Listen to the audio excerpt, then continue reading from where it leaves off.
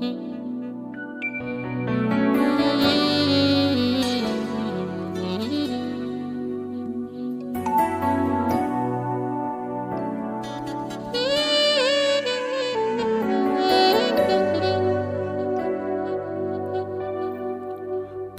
apprends-nous à pardonner à ceux et celles qui nous offensent autant de fois qu'il le faudra. Pardonner, toujours pardonner, autant de fois qu'il le faudra. Pardonner, toujours. Très chers amis, c'est un immense plaisir de nous retrouver au bord de la source d'eau vive à l'heure de notre rendez-vous hebdomadaire. Nous vous saluons très chaleureusement et nous saluons particulièrement notre frère James qui nous permet encore une fois d'entrer chez vous. Le pardon. Qu'il est difficile de pardonner pour certains, mais qu'il est beau de pardonner pour d'autres. Il est aussi important de se savoir pardonner et aimer pour d'autres encore. La liturgie de ce 24e dimanche nous interpelle en ce sens. Je crois que pardonner est la condition favorable d'accueillir le pardon de mes péchés. N'est-ce pas l'un des messages de Jésus dans son sermon sur la montagne? Heureux les miséricordieux, ils obtiendront miséricorde. Je crois qu'en m'ouvrant au pardon de Dieu, je reconnais mes limites, mes fragilités, et par là, la tendresse du Seigneur envers moi et envers tous. Si tu retiens les fautes, Seigneur, qui donc subsistera? Je crois qu'en recevant le pardon de Dieu, je reviens à la vie. En fait, avoir de la haine,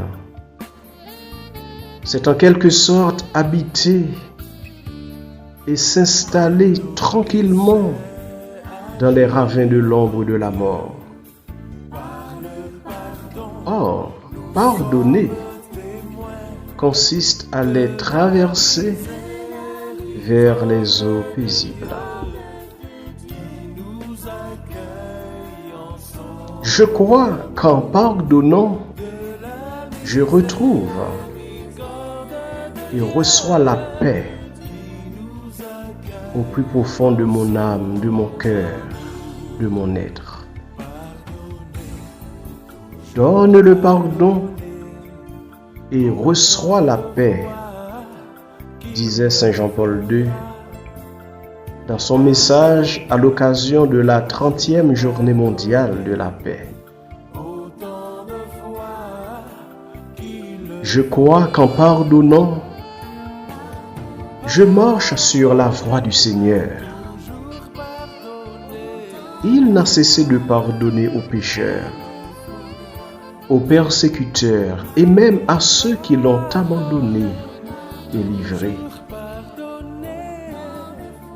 Père, pardonne-leur, ils ne savent pas ce qu'ils font, a été sa demande avant de passer de ce monde au Père.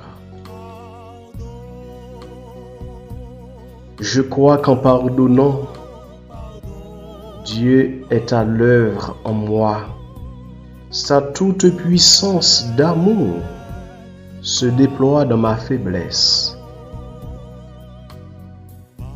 Car le pardon n'est pas avant tout le fruit de mes efforts. C'est un cadeau, un don, une grâce de l'Esprit Saint, déclare le pape François dans l'une de ses catéchèses.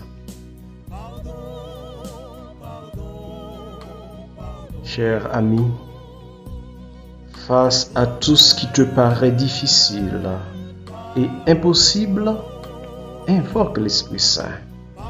Ne l'oublie jamais. Pardonner et se savoir pardonner est le fruit de l'Esprit Saint. C'est bien cet esprit qui nous pousse à suivre le chemin à double sens de pardon reçu et du pardon donné.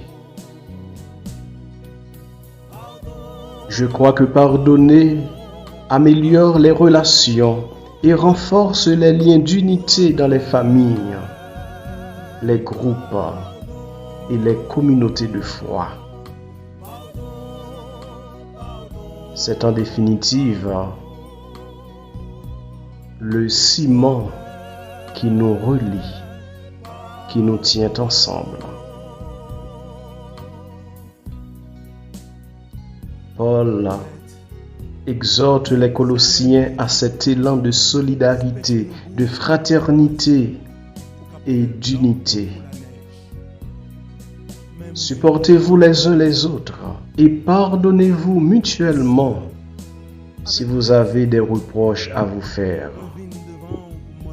Le Seigneur vous a pardonné, faites de même. Colossiens chapitre 3, le verset 13. L'eau vive de cette semaine t'invite, cher ami, à redécouvrir qui tu es. Pécheur, certes, mais pécheur pardonné, sinon appelé à une vie nouvelle, appelé à être comme le Père, non pas demain ou ailleurs, mais ici et maintenant.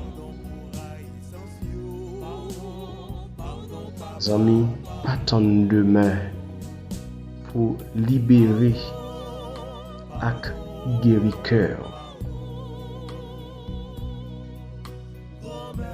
Comme dit la petite sœur du Sacré-Cœur, le passé, Dieu le pardonne, l'avenir, il te le donne. Mais vis l'aujourd'hui en communion avec lui. Et j'ajouterai en harmonie avec ton prochain et avec la création.